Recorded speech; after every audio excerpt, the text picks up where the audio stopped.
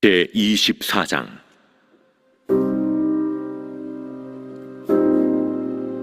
아홉째 해 열째 달 열째 날에 여호와의 말씀이 내게 임하여 이르시되, 인자야, 너는 날짜 곧 오늘의 이름을 기록하라. 바벨론 왕이 오늘 예루살렘에 가까이 왔느니라. 너는 이 반역하는 족속에게 비유를 베풀어 이르기를, 주 여호와께서 이같이 말씀하시기를, 가마 하나를 걸라. 건 후에 물을 붓고 양떼에서 한 마리를 골라 각을 뜨고 그 넓적다리와 어깨 고기의 모든 좋은 덩이를 그 가운데 모아 넣으며 고른 뼈를 가득히 담고 그 뼈를 위하여 가마 밑에 나무를 쌓아 넣고 잘 삶되 가마 속에 뼈가 무르도록 삶을지어다. 그러므로 주 여호와께서 이같이 말씀하셨느니라.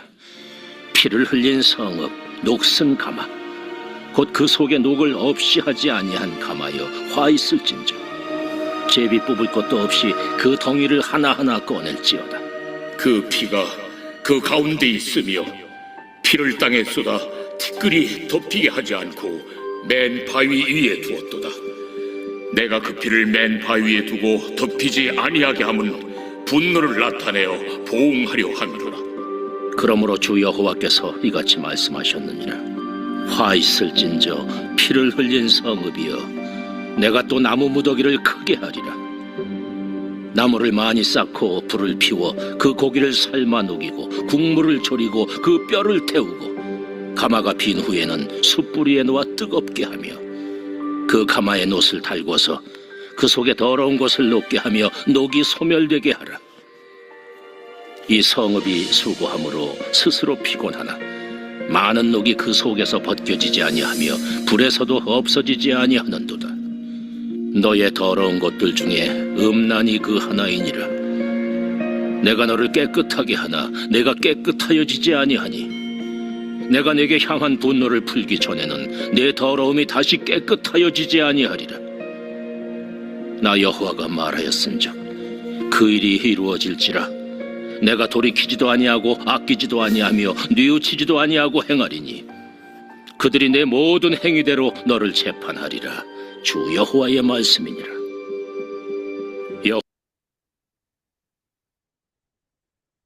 네, 오늘 본문 말씀은 녹슨 가마솥의 비유입니다. 에스겔서 24장으로서 우리가 그동안 이 말씀을 나눈 거요. 에스겔서를 이렇게 마치게 됩니다. 다음 주부터는 로마서의 말씀을 가지고 은혜를 나누게 되었습니다. 에스겔서 24장까지 유대 나라의 심판에 대한 이런 말씀을 하고 있습니다. 오늘은 녹슨 가마솥의 비유를 통해서 유대 나라의 심판에 대해서 말씀을 주고 있습니다. 하나님께서 녹슨 가마를 준비하라고 합니다. 그 안에 양의 고기와 뼈를 넣습니다. 물을 넣습니다. 그리고 가마솥 밑에는 많은 나무를 넣어서 이제 끓이게 됩니다. 그리고 그 안에 있는 고기를 꺼내 놓으라고 하죠. 여러분들은 그 녹슨 가마솥으로 요리된 그 고기를 주면은 먹겠습니까? 저는 먹지 않겠습니다.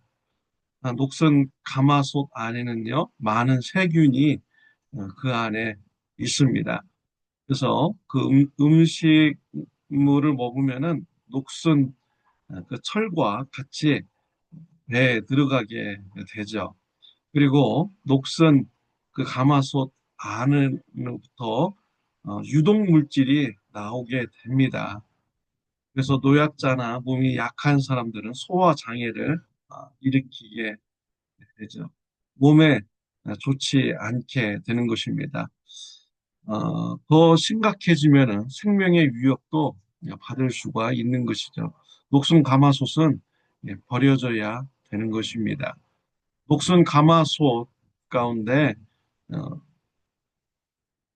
그 안에 이제 물도 있고 또 고기도 이렇게 있는데 더 많은 나무를 넣어서 태우라고 합니다. 녹을 제거하라고 합니다. 녹슨 가마솥을 아무리 태운다고 할지라도 그 녹이 제거가 되겠습니까? 절대로 제거가 되지 않는 것이죠. 녹슨 가마솥은 더 이상 사용될 수가 없는 것입니다. 버려져야 되는 것이죠. 유대 백성들이 바로 이런 녹슨 가마솥이라는 것이 말씀하고 있는 것입니다. 우상 숭배, 영적 간음죄로 가득 찬 유- 유대 나라의 그런 죄된 모습이 바로 녹슨 가마솥인 것이죠. 성경에 보면요, 사람을 그릇으로 비유해서 말씀을 하고 있습니다. 디모데후서 2장 20절부터 22절에 보면요, 큰 집에는 금그릇과 은그릇뿐 아니라 나무 그릇과 질그릇도 있어 귀하게 쓰는 것도 있고 천하게 쓰는 것도 있나니 그러므로 누구든지 이런 것에서 자기를 깨끗하게 하며 귀히 쓰는 그릇이 되어 거룩하고 주인의 쓰심에 합당하며 모든 선한 일에 준비함이 됨이라. 또한 너는 청년의 정욕을 피하고 주를 깨끗한 마음으로 부르는 자들과 함께 의와 믿음과 사랑과 화평을 따르라 라고 말씀을 주셨습니다. 큰 집에는 금그릇, 은그릇, 질그릇, 나무그릇 같이 여러 종류의 그릇이 있다라는 것이죠. 그리고 귀하게 쓰임받는 그릇도 있고 천하게 쓰임받는 그릇이 있습니다. 그런데 아무리 금그릇이라고 할지라도 그 안에 더러우면은 귀하게 쓰임을 받을 수 있을까요? 천한 일조차도 쓰임 받지 못하게 되는 것입니다. 그러나 아무리 나무 그릇이고 질그릇일지라도 그 안이 깨끗하면 깨끗한 그릇이라면 귀한 것이 담겨질 수 있습니다. 그리고 또 귀한 사람에게 대접하는 귀한 일에 쓰임을 받을 수가 있는 것이지요. 깨끗한 그릇만이 주인으로부터 쓰임 받을 수가 있는 것입니다. 그래서 그 안에 정욕을 채우지 말고 버리라라고 했습니다. 어떠한 마음이 더러운 마음입니까? 정욕으로 가득 찬 마음, 욕심으로 가득 찬 마음, 탐심으로 가득 찬 마음이 더러운 마음인 것이죠. 이러한 마음으로는 하나님으로부터 쓰임 받을 수가 없게 되고 더러운 그릇이 되는 것입니다. 깨끗한 그릇이 더러운 그릇과 함께 있으면 어떻게 되겠습니까? 같이 더러운 그릇이 되는 것이죠. 설거지통에 있는 김치, 고춧가루가 잔뜩 묻어 있는 이 더러운 어, 그릇에 깨끗한 그릇이 그 안에 올려져 버리면 김치에 고춧가루 뭐 이런 것이 다 묻어나게 되는 것이죠. 음식을 담을 수 없는 이런 더러운 그릇이 되는 것입니다.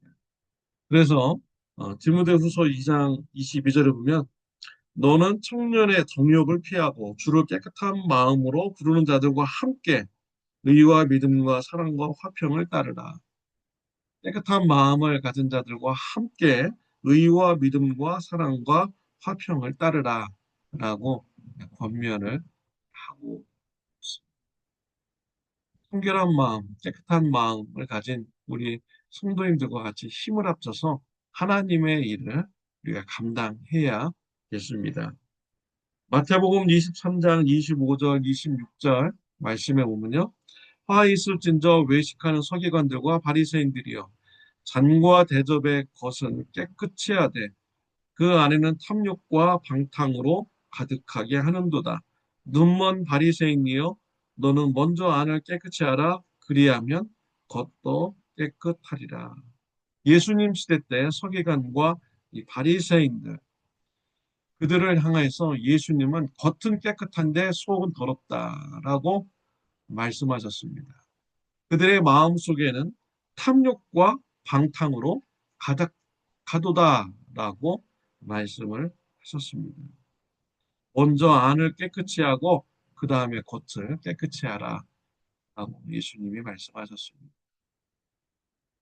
탐심으로 가득 찬 마음, 욕심으로 가득 찬 마음, 더러운 마음입니다. 방탕한 마음으로 가득 찬 마음, 죄된 마음인 것이죠. 녹선 가마솥, 죄된 마음으로 가득 찬 죄된 마음, 어떻게 깨끗함을 받을 수 있습니까? 예수님의 피로 씻음을 받아야 됩니다. 예수님의 피로 씻음 받을 때 모든 죄가 다 씻겨나가고 용서함 받을 수 있습니다. 그리고 깨끗한 마음을 가져 나갈 수가 있는 것입니다. 막달라 마리아 예수님을 만났습니다. 깨끗한 마음을 가진 자가 되었습니다. 죄 사함을 받은 자가 되었습니다. 예수님으로부터 쓰임 받는 자가 되었습니다. 부활의 첫 증인이 되는 쓰임을 받는 자가 되었습니다. 세리 마테, 그는 물질을 쫓는 삶을 살아갔죠. 욕심으로 가득 찬 삶을 살아갔습니다. 예수님을 만났습니다. 탐심의 마음을 버렸습니다. 욕심으로 가득 찬 마음을 버리고 예수님을 따르는 제자가 되었죠. 예수님으로부터 쓰임 받는 자가 되었습니다. 마태복음을 기록하는 귀한 사도로 쓰임 받게 되었습니다. 예수님을 전하는 사도가 되었습니다. 이사야 선지자는 성전에서 하나님을 만났습니다. 자신의 입술이 죄된 입술임을 알게 되죠. 자신에게 화가 임하였음을 알게 됩니다. 하나님께서 이사야 선지자의 입술을 깨끗한 입술로 변화시켜 주셨습니다. 이사야 선지자는 그의 입으로 하나님의 말씀을 전하는 사역에 쓰임을 받게 되었습니다. 저와 여러분의 마음이 예수님의 피로 씻음을 받았습니까? 그렇다면 우리가 늘 우리 마음을 점검해야겠습니다. 욕심으로 가득 차서 더러운 마음이 되지 않았는가? 정욕으로 가득 차서 우리의 마음이 더럽지 않게 되었는가? 우리의 입술은 깨끗한 입술인가? 늘 우리가 점검을 하고요. 우리가 예수님의 피로 우리가 생각하며 용서함 받은 자 같이 우리가 성화의 삶을 우리가 살아가야겠습니다. 저와 여러분의 삶, 가족들과 성도인들과 이웃들에게 화평을 주는 이러한 입술과 삶인가요? 우리의 입술과 우리의 마음과 행동을 우리가 돌아보고요. 하나님의 화평을 내 안으로부터 흘러나와서 가족들과 성도인들과 이웃들에게 영향을 주는 평화의 사람이 되시기를 바랍니다. 우리가 다음 주 월요일이면 연휴이죠. 네, 가족들과 또 이렇게 만날 수가 있습니다. 가족들에게 화평의 그런 입술이 되어야겠죠. 감사하는 입술, 칭찬하는 입술, 평화를 주는 이런 입술이 되어야겠습니다. 저와 여러분의 삶이 가족들에게 평화의 삶이 되는 이러한 삶이 되어야겠죠. 아이고, 꼰대다. 라고 저 사람은 피해 다녀야 돼. 라는 이러한 소리를 들으면 우리가 하나님부터 쓰임받지 못하는 자가 되는 것이죠. 예수님의 피로 우리가 씻음받은 자와 같이 우리의 삶을 돌아보고 우리의 입술을 돌아보아서 깨끗한 입술이 되어서 화평에 영향을 미치는 저와 여러분들이 되시기를 바랍니다. 기도드리겠습니다. 하나님의 아버지 감사합니다. 예수님의 피로 우리의 죄를 다 씻어 주셔서 하나님의 아버지 감사합니다. 우리가 씻음 받은 자로서 우리의 안을 늘 들여다보게 하여 주옵시고 욕심의 마음, 방탕의 마음, 탐심의 마음, 정욕의 마음 늘 씻어내게 하여 주옵소서. 우리의 삶과 입술도 깨끗한 입술이 되어서 가족들과 성도님들과 이웃들에게 평화를 끼치는 자가 되게 하여 주옵소서. 예수님의 이름으로 기도드렸습니다. 아멘. 오늘은 토요일입니다. 내일 주일 예배를 위해서 기도해 주시기를 바랍니다. 평화로운 하루가 되시기를 바랍니다.